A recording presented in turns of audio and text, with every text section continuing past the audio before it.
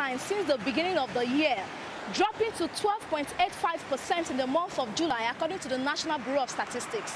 Coincidentally, world food prices, according to Food and Agriculture Organization, also dropped to 3.7% in the month of July, the sharpest monthly drop since last December.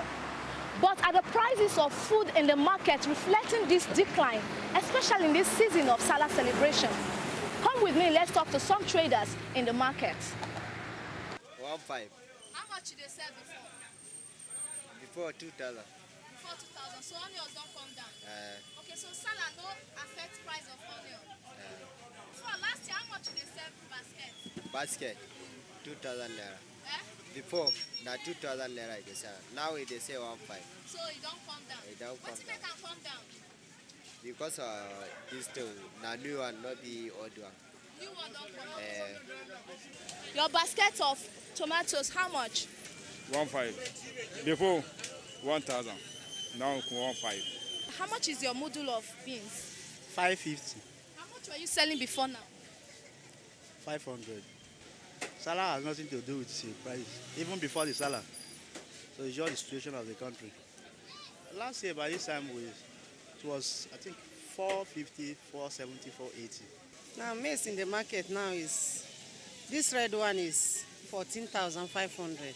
For the bag? For the bag. Right, this white is 13,500 for the bag. Okay, before we are buying the bag 16,000, but now it's 13,500.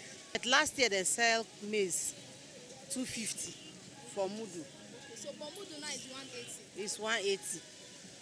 Responses have shown that despite a consistent decline in headline inflation, prices of food and services in the market are still shooting through the roof. The government must therefore intensify the interventions in the agricultural sector to ensure that food prices remain stable in the next few months.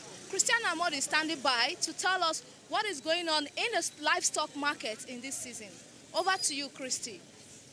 Thank you, Helena. One of the most important aspects of the Eid-el-Kabir celebration is the buying and selling of livestock, especially the ram. I'm here to speak with some of the buyers and sellers in the Federal Capital Territory in this ram market on what the prices are like both before, during, and also their expectations for the prices after the Salah celebration.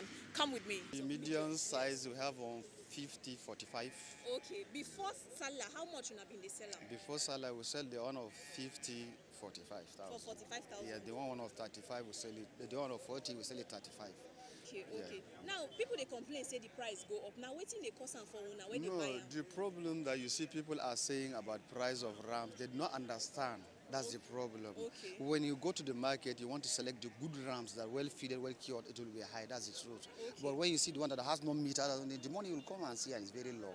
Okay, what of transportation, they affect the prices? Transport, it affects also because of the security on the road. Some of the security, you go here, you drop 200 by jet or something or so. Okay. So this affects the business also. Okay. You know, cow is differently, level by level, type by type. So now you can see one of 150 there, 165, 175. We have 185. This is a before Salah. This is what I'm telling you that we are selling to 160 or 150. We can sell it like 130 or 120. Okay, after Salah now, the price will come down? It will come down. During Salah time, the price of goat didn't increase much like that. Gaskiya by last year, by this time, this goat will cost about 27,000. 27,000? And by last year. Okay, so why did the price come down this year? And because of the transportation. During festival period. Yes. So we used to get that challenge.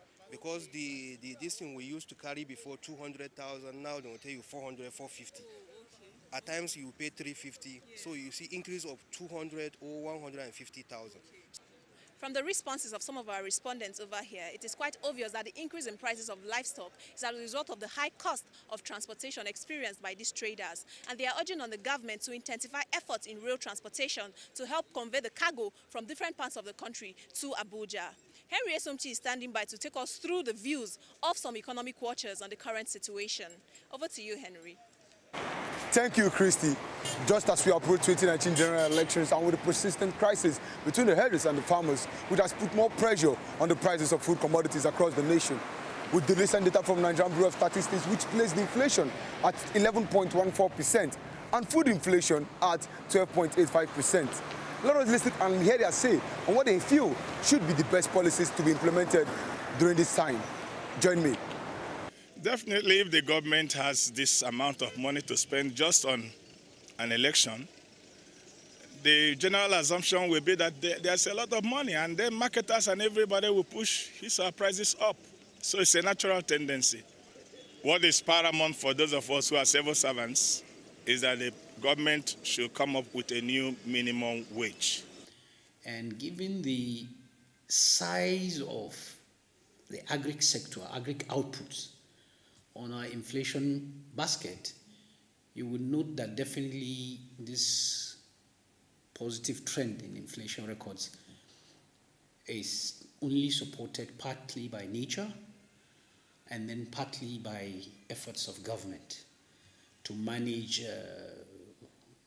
liquidity within the system using the various instruments available by government. But cost of energy has remained one of the most critical components that determines prices. There are differential inflation figures. If you will sample the various buckets in Nigeria, you ultimately see different prices. And the cost factor, which is the energy cost, that factor that usually determines the differences you see amongst in markets. Indeed, it's quite true from my expert analysis that what causes the actual increase in the price of food commodities are the cost of transportation and cost of energy. It is quite important now that the federal government should do the needful and address the issue of the herdsmen farmers crisis as to enable farmers return to the farms, as this could enact more pressure on food prices, especially as Nigeria approaches 2019 general election. Henry Esomchi reporting on behalf of the crew for Moneyline with Nancy.